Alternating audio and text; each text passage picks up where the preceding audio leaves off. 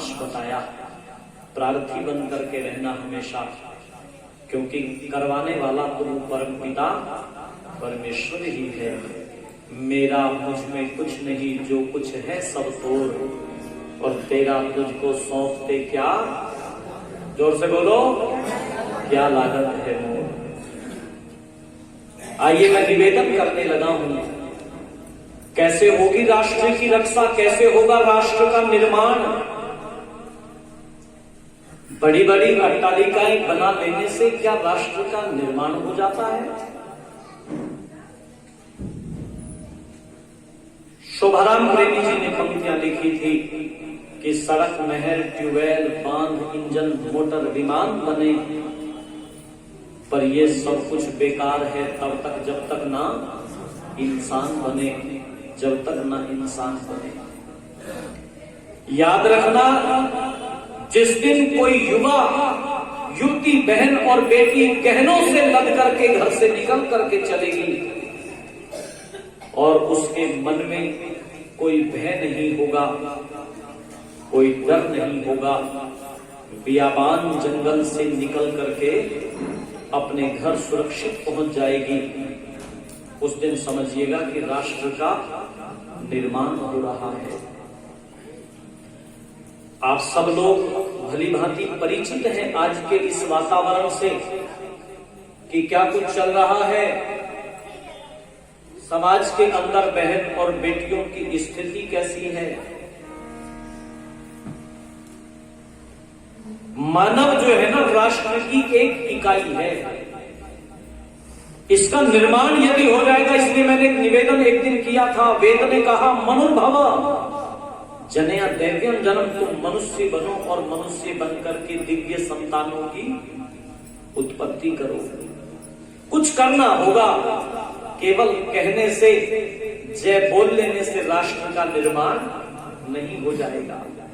जिस दिन यज्ञ वेदी पर खड़ा हुआ, विवाह की वेदी पर खड़ा हुआ, नवयुवक से, नवयुवती से, उस बिल्कुल न्यू कपल से जो कतई अभी दहलीज पर कदम रख रहा है गृहस्थाश्रम की, या यूं कह दूं कि दहलीज के पहले ही जिसका कदम रखा हुआ है, आप उससे एक प्रश्न करना, तुम ये गृहस्थ आश्रम में क्यों जा रहे, विवाह क्यों कर रहे हो तुम, ये पूछना।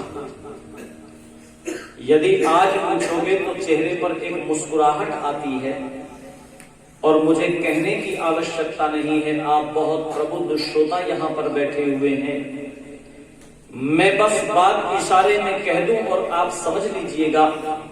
ये पूछा गया तुम विवाह क्यों कर रहे हो, तो उनके चेहरे पर एक मुस्कान आ जाती है और उस मुस्कुराहट में क्यों कर रहे हैं विवाह, ये बात उसमें छिपी हुई होती है।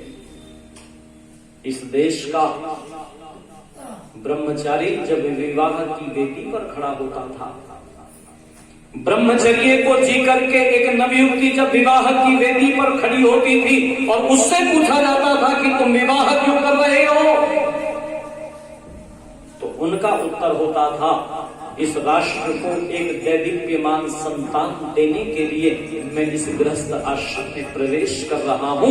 दिव्य संतान की उत्पत्ति के लिए इस गृहस्थ आश्रम में प्रवेश कर रहा हूं। राष्ट्र का निर्माण करने के लिए, निर्मात्री की भूमिका निभाने के लिए मैं इस गृहस्थ आश्रम में प्रवेश कर रही हूं।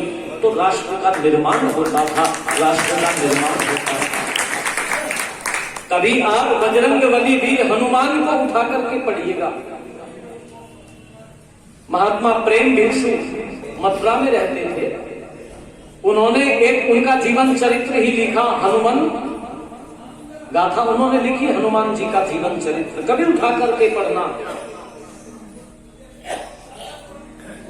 रथ रोक दिया है पवन ने, डर गए हैं अंजना से, कहते हैं देवी बहुत बड़ा पाप हो गया मुझसे, बहुत बड़ा अपराध हो गया मुझसे। क्या हो गया? विवाह करके ले जा रहे थे अंजना को, रथ में बैठी अंजना से बोले पाप हो गया मुझसे। क्या पाप हो गया? बोले मैंने तो गुरुदेव अगस्त के श्री चरणों में बैठ करके ये प्रतिज्ञा की थी कि मैं इस राष्ट्र को एक दैदीप्यमान संतान दूंगा जो इस राष्ट्र में बढ़ रही आसुरी शक्तियों का मुकाबला करेंगे। धन्यवाद बेटा, बहुत आशीर्वाद आपको। बालक के लिए एक बार जोरदार करकर धन्यवाद कर दीजिएगा और जुड़िएगा। इस राष्ट्र में बढ़ रही आसुरी शक्तियों का मुकाबला करने के लिए एक दैदीप्यमान संतान चाहिए। कैसी संतान? जिसके पिता ने 48 वर्ष के ब्रह्मचर्य को धारण किया हो, जिसकी मां ब्रह्मचारिणी रही हो, ऐसी संतान चाहिए।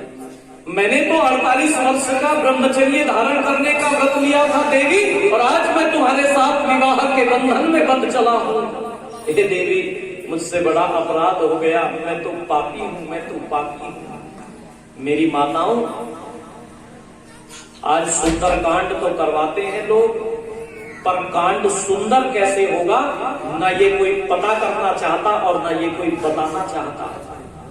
कांड तो सारे गड़बड़ी हुए पड़े हैं, नाम ही सुंदर है, कांड बड़ा खराब हो रखा है। क्योंकि जो कांड करने आए हैं वो वही बाहर गुटखा खा के आए। कांड सुंदर कैसे हो सकता है? जो कांड कर रहा है वहां पर बैठा हुआ, वो शाम को जाकर के शराब पीने वाला है। कांड सुंदर कैसे हो सकता है? मुझसे लोग कहते हैं कि आचार्य जी सुंदर कांड कर दो, मैं तो सदा सुंदर ही कांड करता हूं सुबह से शाम तक। करवा तो सही तो बुला। आर्य समाज का एक आदमी नाराज हो गया, कहने लगा जी आप भी सुंदर कांड करने लगे। मगर आर्य समाज तो कांड ही सुंदर करने के लिए बना हुआ, पागल। यदि हम सुंदर कांड नहीं करेंगे तो कौन करेगा? कांड खराब ही होंगे। अस्तु मैं निवेदन करने लगा हूं। अंजना ने कहा, पतिदेव आप अपने आप को पापी न कहो, आप तो बहुत पुण्य आत्मा हो। मेरा सौभाग्य कि मैं पवन जैसे पति के साथ में विवाह के बंधन में बंधी हूं। ओ मेरे देवता! रथ से नीचे उतर करके खड़ी होगी माता अंजना और यूं बोली, तुम्हारे साथ मेरा विवाह हुआ है, ब्रह्मचर्य खंडित नहीं हुआ।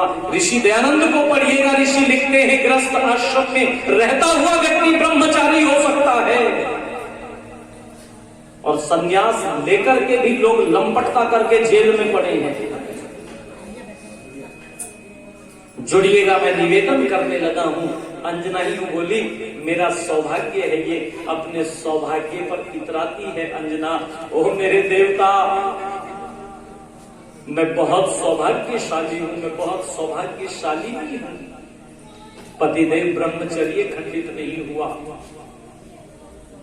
उतर करके नीचे खड़ी हो गई और बोली, कितना समय बचता है अभी ब्रह्मचर्य पूरा होने में, वो 48 वर्ष पूरे होने में। पवन ने कहा, देवी पहाड़ जैसे 12 वर्ष खड़े हुए हैं। 36 वर्ष की उम्र थी उस समय पवन की। पहाड़ जैसे 12 वर्ष खड़े हुए हैं। अंजना ये बोली, ना पतिदेव पहाड़ जैसे 12 वर्ष ना कहो, ये तो प्रतिज्ञा के 12 वर्ष हैं। आज से आपका और मेरा मिलन 12 वर्षों के पश्चात होगा। मैं तपस्विनी बनकर के तपस्या करूंगी। आपके आने की बाट 12 वर्ष के बाद आने की बाट आपकी जो होगी, और तब हम इस राष्ट्र को एक दैदीप्यमान संतान देंगे जिसका संकल्प आपने लिया है। लोगों, मेरी माताओं और बहनों, पवन से अलग हो गई थी अंजना, और पवन वापस अपने महलों में लौट आए थे। समय गुजरता गया, उस देवी ने तपस्विनी बनकर के उसके चेहरे के ऊपर कभी कोई आत्मविश्वास, कोई आत्मिक बल कभी कम नहीं हुआ, कोई पश्चाताप नहीं हुआ। काम का वेग कभी उस देवी को प्रभावित न कर सका, पवन को प्रभावित न कर सका। 12 वर्ष गुजरे और एक दिन पवन युद्ध काम पर गए हुए थे। एक रागनी आया करती थी रेडियो पर। पुराने जो लोग हैं, जो कौन सा ग्राम संसार कार्यक्रम होता था वो, उस पर आप लोगों ने जरूर सुनी होगी। 12 वर्ष हो गए। एक दिन चकवे और चकवी को बोलते हुए सुना तो पवन भूप को, राजा पवन को अपनी देवी, अपनी धर्म पत्नी, कर्तव्य परायणा धर्म पत्नी, धर्म परायणा धर्म पत्नी अंजना की याद आ गई थी। और तब वो पंक्तियां बड़ी मार्मिक पंक्तियां थी। चकवा चकवी सुने बोलते,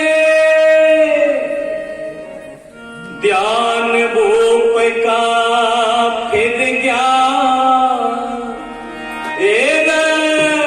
फिर गया 12 साल हुए अजनाब, फैटन ने दिल कर गया, फैटन ने दिल कर गया।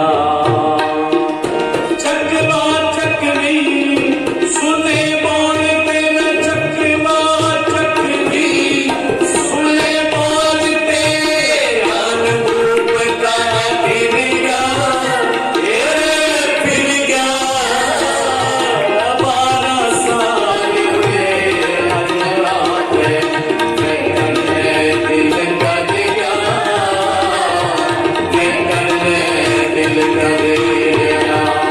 चकवा चकवी सुने बोलते, ध्यान भूप का फिर गया, फिर गया 12 साल हुए अजनाब, फैटन ने दिल कर गया, फैटन ने दिल कर गया।